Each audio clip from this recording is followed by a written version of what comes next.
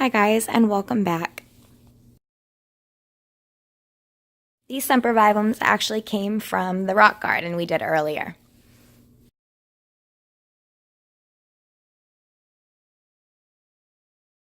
You can just cut a small piece to cover the drainage hole.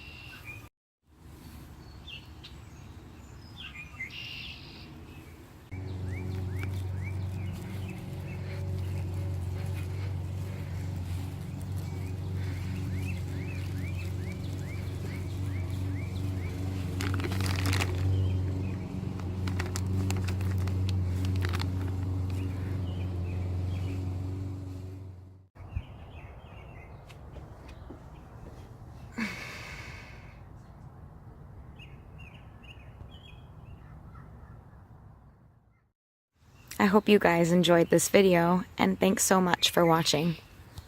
And I'll see you guys in the next video.